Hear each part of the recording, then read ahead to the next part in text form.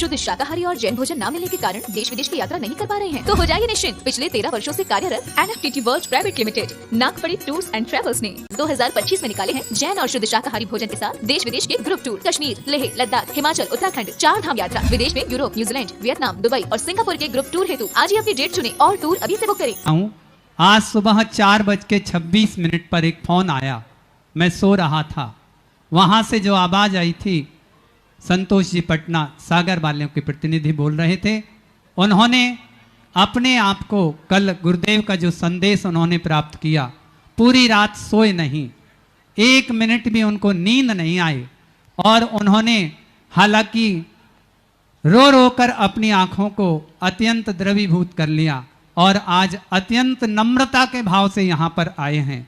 अब हम नहीं समझ सकते कि उनके हृदय को किस कदर गुरुदेव ने जो कहा है, जो अंतर्मन से गुरुदेव के वचन निकले हैं, वो उन्हें समस्त रूप से मानने के लिए यहाँ आए हैं और अपनी क्षमा याचना यहाँ पूरे विश्व के सामने गुरु चरणों के सामने रख रहे हैं। संतोष जी पटना। नमोस्तु भगवान।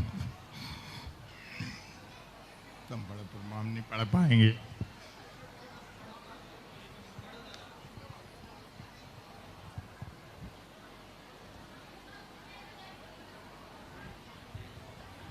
अभी भी देखिए, माताएं बहनें देखो, आप एकदम कीप साइलेंट, सिर्फ देखिए, मुंह से नहीं बोलिएगा।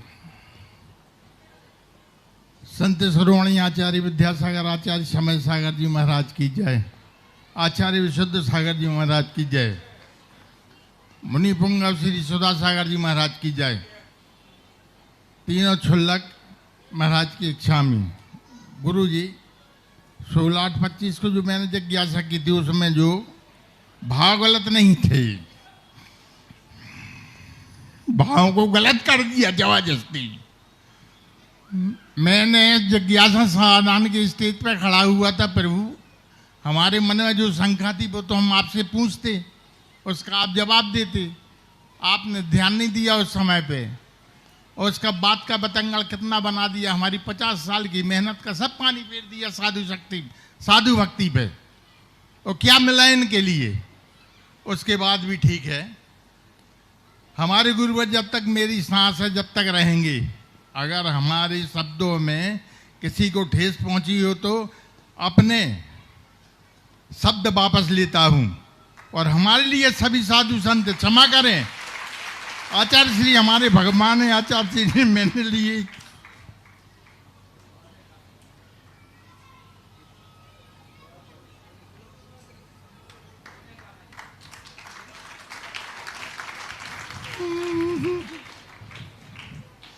आचार्य श्री 5 बार इतनी, अब क्या कहें महाराज जी,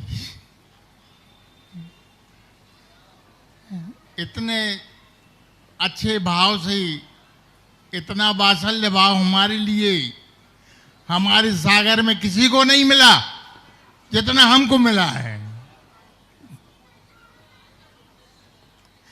हमारी थोड़ी भाषा शैली खड़ी है,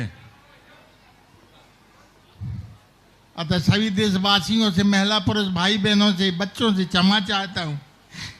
मेरा स्वयं का पर्चा लिखा हुआ था, मुझे किसी ने भेजा नहीं था लिखकर। हम ऐसे शब्दों का संकलन नहीं कर सकती, इसलिए लिख के लाना पड़ता है। मन वचन काल से पूर्वक क्षमा चाहता हूं। आगे आज महाराज श्री आप खुद कहें। बहुत अच्छा। देखो, मैंने मात्र कल सबके सामने इनसे एक अपेक्षा की थी, यदि सच्ची मुनि भक्ति होगी तो मेरे इस संदेश से ही ये यहाँ आ जाएंगे। मैंने इनको बुलाया नहीं, मैं यही परीक्षा कर रहा था कि बुलाना पड़ेगा या बिना बुलाए आते हैं। बुलाना पड़ने का अर्थ है कि अरेस्ट करना, और बिना बुलाए आने का अर्थ है कि समर्पण करना। तो मैंने इनको कुछ भी नहीं, जो संदेश मैंने माइक से दिया था, अपनी भावना व्यक्त थी, और विश्वास व्यक्त किया था, क्योंकि मुझे इनकी भक्ति पर विश्वास है। ये वो शख्स हैं जो समस्त मुनियों के परम भक्तों में आते। इतनी समर्पण है कि पिछी कमंडल को ये नमस्कार कर लेते। मुनियों के प्रति इनकी बहुत वयोवृद्ध हैं, बहुत पहले से हम इनको जानते हैं और मुनियों के प्रति भक्ति इनकी है।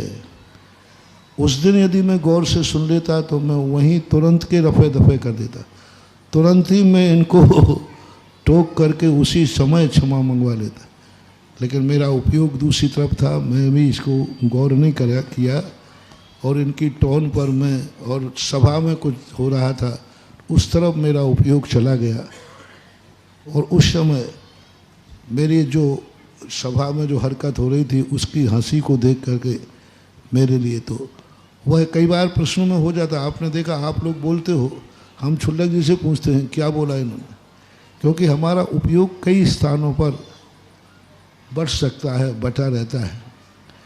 जो समाधान दे देते हैं उस पर भी उपयोग रहता है, कभी कुछ और छूट गया हो तो आपने देखा कि हम जिज्ञासा के बाद भी उसको फिर पूरा करते हैं। तो इन्होंने एक, तो ये सबसे बड़ी खुशी है। देखो, किसी से भी अपराध हो जाए तो उस अपराधी पर एकदम हमला ना बोल करके एक बार उसे आत्मीय मौका दिया जाए और उस आत्मीय मौका दे करके उसको देखा जाए। यदि वो आत्मीय मौका देने पर यदि अपने आप में समर्पित नहीं होता तो फिर अंतिम शब्द का साम दंड भेद नीति तो सब हैं ही, लेकिन पहले साम नीति हमारे शास्त्रों में कही, पहले साम नीति, फिर दंड नीति, फिर भेद नीति। तो पहली साम नीति का प्रयोग मैंने किया और मुझे खुशी है कि इन्होंने जिंदगी भर जो मुनि भक्ति की, आज उस मुनि भक्त का प्रमाण पत्र यहाँ दे दिया कि उन्होंने अपनी गलती को, एक वाक्य ऐसा निकल गया जो वाक्य मुझे भी अच्छा नहीं लगा, कल महाराज के कहने पर जो मैंने सुना, और वो वाक्य वस्तुतः इनको भी अच्छा नहीं लगा। ये भी आत्मग्लानि से भरे हुए हैं कि कहाँ, क्यों, कैसे मेरे मुख से वो वाक्य निकल गया जो आज इनको उसको स्वयं गिलानी है। इन्होंने खुद अपना जो जिज्ञासा समाधान में किया, इन्होंने खुद सुना, ऐसा बताया, और इनको खुद लगा कि आचार्य भगवान के प्रति मेरा ये शब्द क्यों निकल गया, कैसे निकल गया, कहाँ हमारा शब्दों का स्खलन हो गया। लेकिन कोई बात नहीं, स्खलन हुआ, लेकिन गलती करना उतनी बड़ी बात नहीं होती जितनी गलती स्वीकार नहीं करना। सबसे बड़ा मायना होता है गलती करने के बाद एक छोटा सा प्रवचन का संदेश सुन करके, और ये अपनी इच्छा से, सहज भाव से यहाँ आ गए। मुझे खुशी है कि आपकी आत्मा इतनी पवित्र और निर्मल भाव थी, तभी आप इतने जल्दी आकर के और सारी सभा के सामने अपने शब्दों को वापस ले लिया। सभी लोगों से मेरा कहना है, तुम श्रावक हो, मुनियों की निंदा में मत पड़ो। मुनि से कुचित कदाचित हो जाए तो मुनि दिन रात साधना करता है, तपस्या करता है, सामायिक करता है। तुम लोग कैसे काटोगे ये पाप परमबंध? और मुनियों के निंदा और मुनियों की निंदा करके जो तुम लोग स्थिति करते हो, आजकल ये पैटर्न हो गया। किसी एक मुनि के, एक आचार्य के, एक साधु के भक्त बन करके सारे साधुओं के प्रति द्वेष भाव रख लेते हैं। किसी एक साधु महाराज के भक्त बन जाते हैं, फिर शेष साधुओं के प्रति लोगों को द्वेष भाव आ जाता है, उनकी निंदा का भाव आ जाता है, उनकी बुराई का भाव आता है। ये मुनि भक्त का लक्षण नहीं है कि एक साधु के पक्ष में होकर के शेष साधुओं की तुम बुराई करो। सारे संसार के लोगों से मेरा कहना है, आप भली एक साधु के प्रति समर्पित रहो, लेकिन शेष साधुओं के प्रति कम से कम अनादर भाव मत रखो, निंदा भाव मत रखो। उनके प्रति कम से कम ये भाव तो रखो कि वो कैसे भी हैं, दिगंबर मुद्रा में हैं, तो दिगंबर मुद्रा का कम से कम अपमान तो मत करो। ठीक है, आपको एक साधु के प्रति श्रद्धा है, लेकिन दूसरे साधु की निंदा नहीं, दूसरे साधु की बुराई नहीं, उसकी उपेक्षा नहीं। ऐसा करने से बहुत बड़ा फायदा है। और एक साधु के भक्त करके शेष साधुओं की बुराई करना, ऐसे गंदे शब्दों का प्रयोग करना कि ग्रस्त भी ग्रस्त के लिए नहीं करता, ग्रस्त भी अड़ोसी पड़ोसी में लड़ता है तो भी ऐसा शब्द प्रयोग नहीं करता। जैसे आप लोग किसी एक साधु के भक्त बन करके दूसरे साधुओं के प्रति अशुभ शब्द करते हो, कल्पना करो भैया, यदि ये कर्म का उदय आएगा तो इसका क्या होगा। एक दुर्गंधा थी, एक जिसने एक मुनिराज के प्रति अशुभ शब्द बोला था, उनका अपमान किया था, कितने भाव तक उसे नाना प्रकार की निकृष्ट योनियों में भटकना पड़ा। एक बार के मात्र एक बार किसी साधु के प्रति अभिनय का भाव किया, एक साधु के प्रति घृणा का भाव किया, द्वेष का भाव किया, परिणाम ये निकला कि कितने भवों तक सुगंध दशमी कथा पढ़ लेना, कैसे कैसे किन किन योनियों में गया, शरीर गलता रहा, सड़ता रहा, इधर इस पर्याय में आई तो शरीर से दुर्गंध निकलता था। तो अभी तुम हंसी मजाक में रह करके ये कर्म बांध लेते हो, कल के दिन ये कर्म उदय में आएगा तो कैसे भोगोगे। ये दया मुझे आप लोगों के ऊपर आती है। इसलिए सभी लोगों से मेरा कहना है, साधु संतों के प्रति उंगली उठाने के पहले बहुत सोचो, बुराई करने के पहले सोचो। किसी भी साधु के भक्त रहो, लेकिन दूसरे साधुओं का, दूसरे संघ के साधुओं का या किसी अन्य साधु का, एक साधु, उन साधु का मन से, वचन से, काया से कभी अभिनय नहीं करना, बुरे भाव नहीं करना, द्वेष भाव नहीं करना। ऐसे मेरा संतोष जी से कहना है, हमेशा सावधान रहो।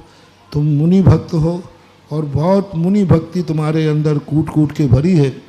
तुमने तो सागर में ऐसे ऐसे मुनियों को शरण दी, स्वागत किया, जो कि उनको कहीं वो नहीं मिला। तो ये कमेटी हमेशा सागर में कैसा भी साधु आ जाए, लेकिन संतोष पटना कमंडल लेकर हमेशा खड़ा रहता है। और ये कैसे स्खलन हुआ, मैं भी सुन के ताज्जुब हो गया। कोई पूर्व भाव का कोई कर्म का उदय था तुम्हारा, जो तुमसे ये भूल हुई, और आज आपने भूल स्वीकार करके और दूसरा शब्द बहुत अच्छा बोला कि मैं अपने शब्द वापस लेता हूँ। 100 बार ले लो, आचार्य भगवान है।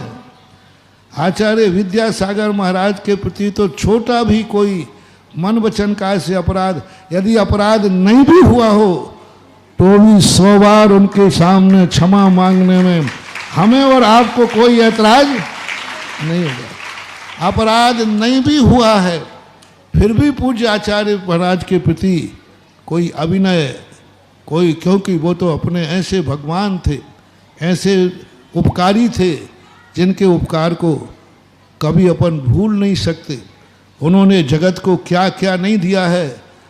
यदि पृथ्वी को कागज बना करके, मेरू को लेखनी बना करके, समुद्र को स्याही बनाया जाए, तो परम पूज्य गुरुदेव आचार्य विद्यासागर महाराज के उपकारों को हम नहीं लिख पाएंगे। और ख़ास तौर से बुंदेलखंड और ख़ास तौर से सागर के लिए इतने उपकार हैं, तो बहुत अच्छी बात। उनके लिए तो अपने लिए कोई बहुत अच्छे, अपने पवित्र निर्मल हृदय, आपकी खुशी है आचार्य कि आपने, विद्यासागर जी महाराज की जय। और उन्होंने अपने शब्द वापस लेकर के बहुत बड़ा कार्य किया। सभी के लिए ये शिक्षाप्रद है। कुछित कदाचित कोई गलती हो जाए तो ऐसे ही अपने आप में क्षमा मांग लेना। जिस स्टेज पर अपराध थोड़ा बहुत चूक हुई थी, उसी स्टेज से आज परिमार्जन हो गया। सभी लोग इनको क्षमा करें और ये सबके लिए क्षमा करें। मैं हूँ अपने में स्वयं पूर्ण, पर की मुझ में कुछ गंध नहीं, मैं अपने आप में पूर्णता का अनुभव कर रहा हूँ और सब लोगों के लिए बहुत अच्छा, बहुत बढ़िया। आमर तीर्थ के मंत्री परम पूज्य पवन जी जैन, परम पूज्य अपनी जगत जिज्ञासा पूज्य मुनि श्री सुधासागर जी महाराज की जय। भगवान उस दिन जिज्ञासा समाधान के पीछे हम लोग 4-5 लोग और भी खड़े थे। हम लोग भी मन वचन काय से आचार्य भगवान के चरणों में नमोस्तु करते हुए, आचार्य समर सागर जी महाराज के चरणों में नमोस्तु करते हुए मन वचन काय से अपनी वाणी को वापस लेके क्षमा चाहते हैं पूरे देश से, पूरे देश के मुनि भक्तों से और पूरे देश के साधु संतों से हम लोग क्षमा चाहते हैं। भगवान हमें क्षमा प्रदान करें, आप भी क्षमा प्रदान करें और जबलपुर में विराजमान आचार्य समर सागर जी महाराज क्षमा प्रदान करें। बहुत अच्छा, बहुत बढ़िया, बहुत बढ़िया। और आप लोगों ने कोई ये क्षमा करके बहुत अपने आप में कोई अपमान नहीं हुआ है और अपने आप में मान करके तुमने अपना बड़प्पन पेश किया। गुरुओं के प्रति मन वचन काय से हो जाता है, लेकिन अपन उनके प्रति सदा श्रद्धान्वित हों, समर्पित हों, मेरा आशीर्वाद है। अभी देखो इतने ग्लानि भाव से इतने पवित्र हैं कि नहीं हमने अब प्रायश्चित और दे दो, तो इनको यही प्रायश्चित है, आचार्य 36 विधान करके अपना प्रायश्चित कर लेंगे।